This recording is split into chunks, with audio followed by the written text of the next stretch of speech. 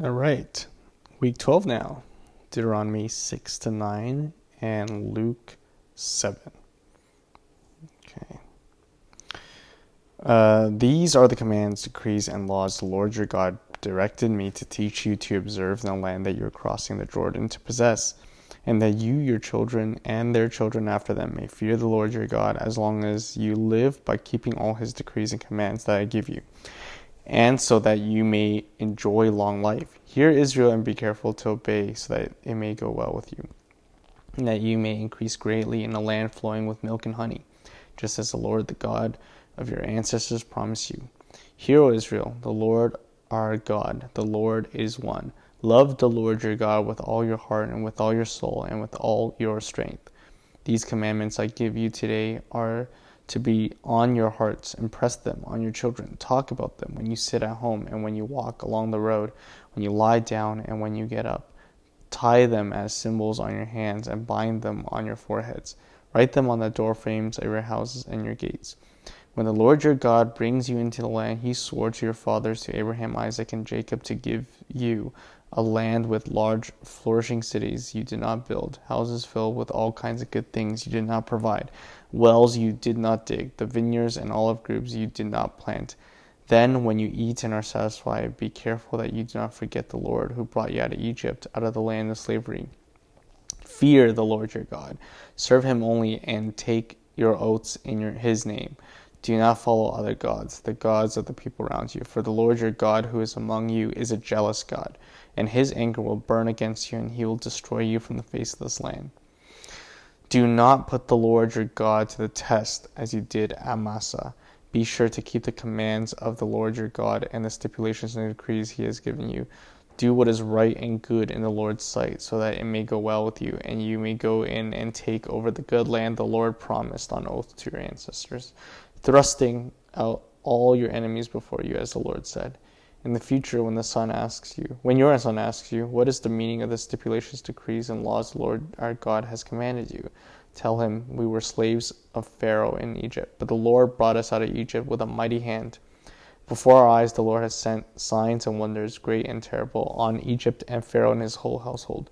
He has brought us out of there to bring us in and give us the land he promised on oath to our ancestors.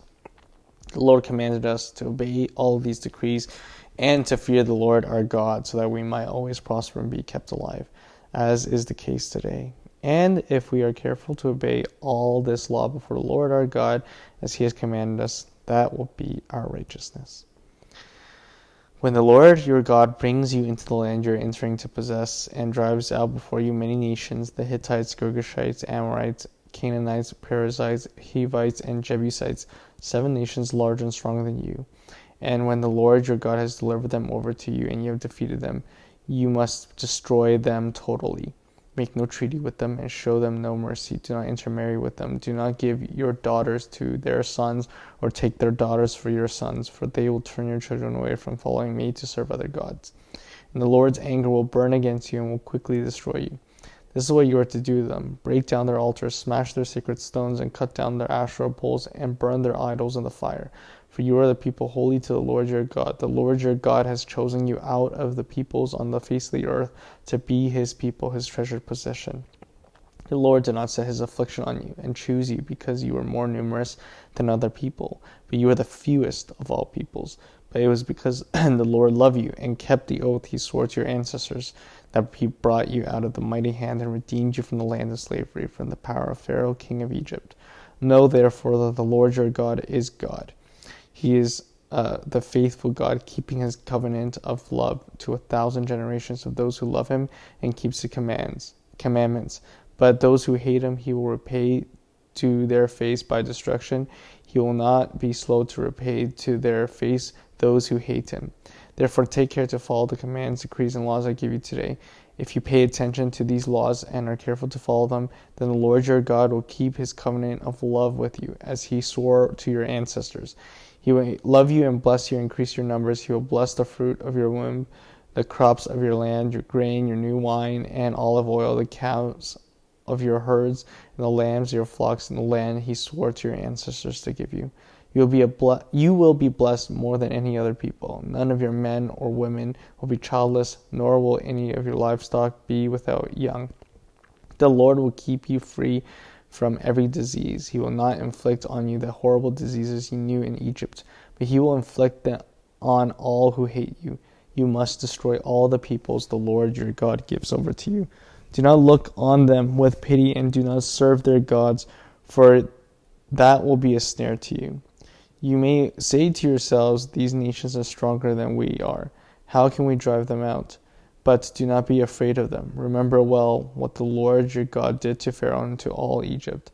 You saw with your own eyes the great trials, the signs and wonders, the mighty hand and outstretched arm with which the Lord your God brought you out. The Lord your God will do the same to all peoples you now fear. Moreover, the Lord your God will send the hornet among them, until even the survivors who hide from you will have perished. Do not be terrified by them, for the Lord your God who is among you is great and awesome God. The Lord your God will drive out these nations before you, little by little. You will not be allowed to eliminate them all at once, or the wild animals will multiply around you. But the Lord your God will deliver them over to you, throwing them into great confusion until they are destroyed. He will give you their kings into your hands, and you will wipe out their names from under heaven. No one will be able to stand up against you. You will destroy them. The images of their gods you are to burn in the fire. Do not covet the silver and gold on them, and do not take it for yourselves, or you will be ensnared by it. For it is detestable to the Lord your God. Do not bring a detestable thing into your house, or you, like it, will be set apart for destruction. Regard it as vile and utterly detest it, for it is set apart for destruction. Be careful to follow every command I am giving you today, so that you may live and increase and may enter and possess the land the Lord your Lord promised on oath to your ancestors.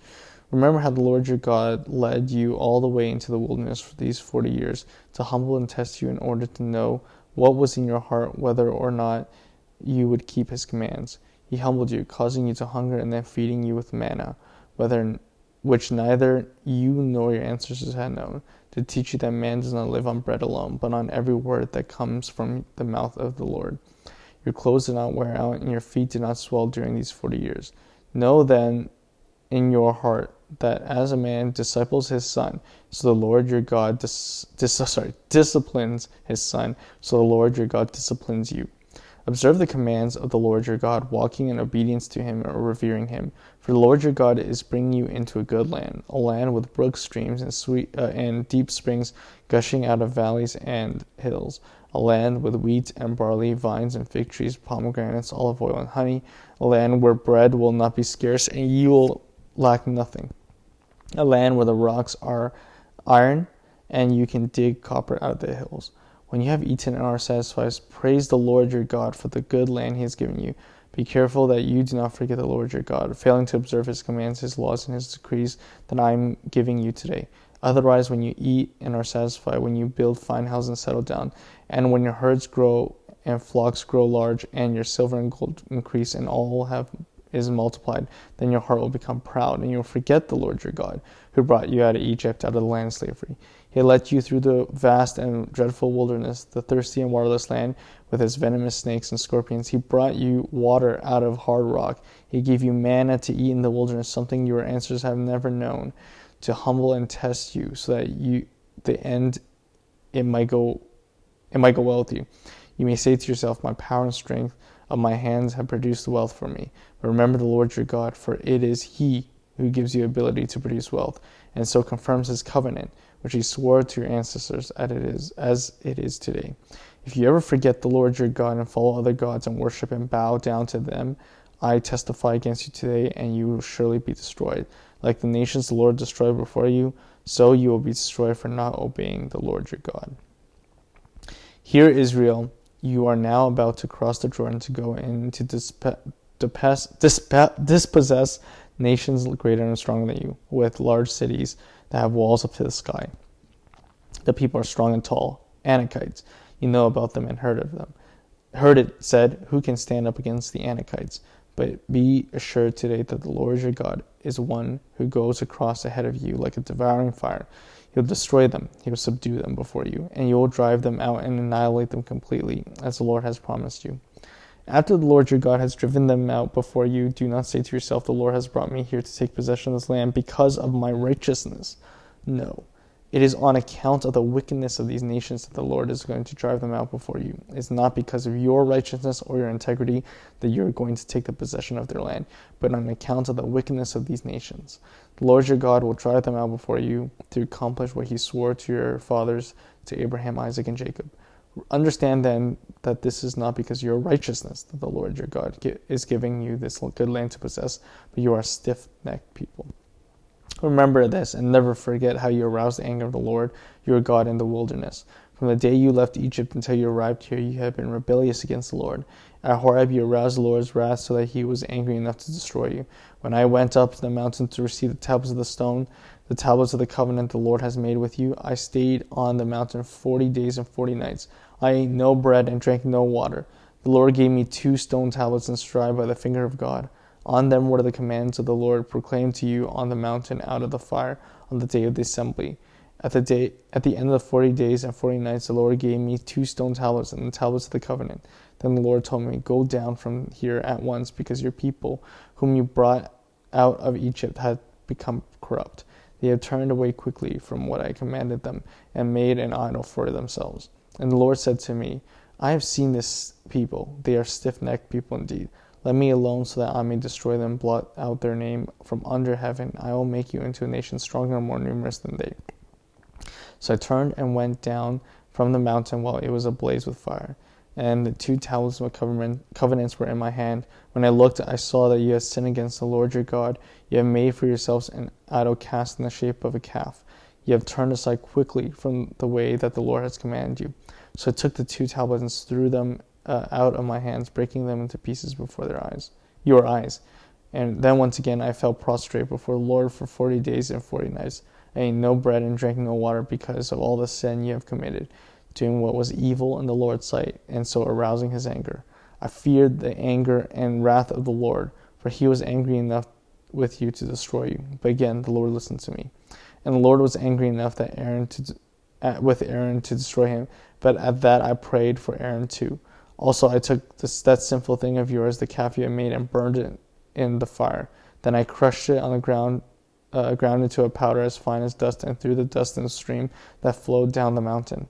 You also made the Lord angry at Taberah, at Massa, and at Kibroth Hattaavah. And when the Lord sent you out from Kadesh Barnea, he said, go up and take possession of the land I have given you. But you rebelled against the command of the Lord your God, and you did not trust him or obey him. You have been rebellious against the Lord ever since I have known you. I lay prostrate before the Lord these 40 days and 40 nights because the Lord had said he would destroy you. I prayed to the Lord and said, Sovereign Lord, do not destroy your people, your own inheritance, that you redeemed by your great power and brought you out of Egypt with a mighty hand. Remember your servants Abraham, Isaac, and Jacob. Overlook the stubbornness of this people, their wickedness and their sin. Otherwise the country from which you brought us will say, because the Lord was not able to take them into the land he has promised them, and because he hated them, he brought them out of the wilderness, brought them out to put them to death in the wilderness. But they are your people, your inheritance, that you brought them out with a great power and your outstretched arm. Luke 7. When Jesus had finished saying all this to the people who were listening, he entered Capernaum. There was a centurion servant whom his master valued highly, was sick and was about to die. The centurion heard of Jesus and sent some elders of the Jews to him, asking him to come and heal his servant. When they came to Jesus, they pleaded earnestly with him, "This man deserves to have you do this, because he loves our nation and has built our synagogue." So Jesus went with them. He was not far from the house when the centurion sent friends to say to him, "Lord, don't trouble yourself, for I do not deserve to come to you under my roof. That is why I did not even consider myself worthy to come to you. But say the word, and my servant will be healed. For I am a man under authority, with soldiers under me.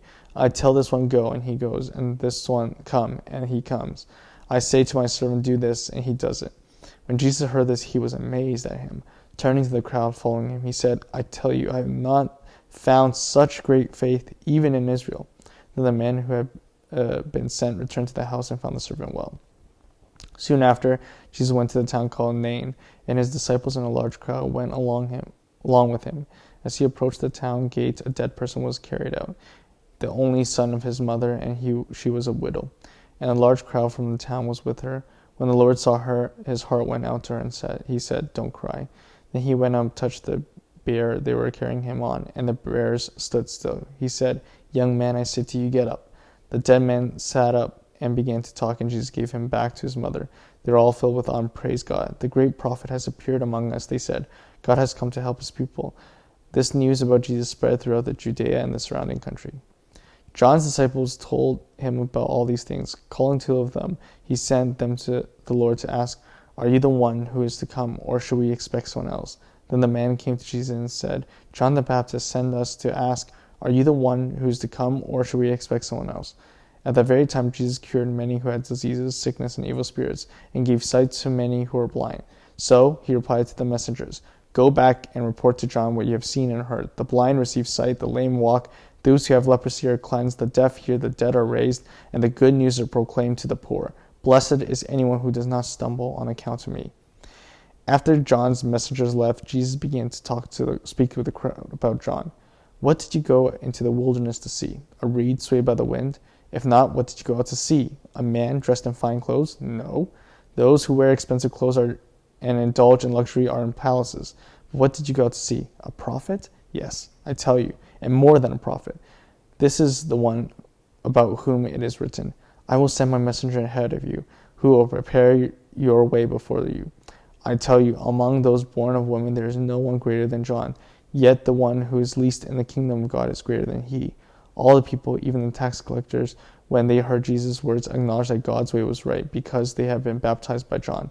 But the Pharisees and the experts in the law rejected God's purpose for themselves, because they have not been baptized by John. Jesus went on to say, "To what then can I compare the people of this generation? What are they like? They are like children sitting in the marketplace, calling out to each other, 'We played the pipe for you, and you did not dance. We sang a dirge, and you did not cry.' For John the Baptist came neither eating or drinking wine, and you say he has a demon. The Son of Man came eating and drinking, and you say he is a glutton. Here is a glutton and a drunkard, a friend of tax collectors and sinner. But wisdom is proved right by all her children." When one of the Pharisees invited Jesus to have dinner with him, he went to the Pharisee's house and reclined at the table. A woman in that town who lived a sinful life learned that Jesus was eating at the Pharisee's house, so she came there with an alabaster jar of perfume. As she stood behind him and his feet weeping, she began to wet his feet with her tears. Then she wiped them with his hair, kissed them, and poured perfume on them. When a Pharisee who had invited him saw this, he said to himself, "If this man were a prophet, he would know who is touching him and what kind of woman she is, that she is a sinner." Jesus answered him, "Simon, I have something to tell you." "Tell me, teacher," he said. "Two people owed money to a certain money lender. He owed him 500 denarii, and the other 50. Neither of them had money to pay him back, so he forgave the debts of both. Now, which of them will love him more?" Simon replied, "I suppose the one who had a bigger debt forgiven." "You have judged correctly," Jesus said. Then he turned towards the woman and said to Simon, "Do you see this woman? I came to your house. You did not give me any water for my feet, but she wet my feet with her tears and wiped them with her hair. You did not give me a kiss, but this woman from the time I entered has not stopped kissing on my feet. You did not put oil on my head, but she has poured perfume on my feet. Therefore I tell you, her many sins have been forgiven, for her great love was shown. But whoever has been forgiven less loves little. Forgiven little loves little." Then Jesus said to her, "Your sins are forgiven." The other guests began to say among themselves, "Who is this who even forgives sins?" Jesus said to the woman, "Your faith has saved you. Go in peace."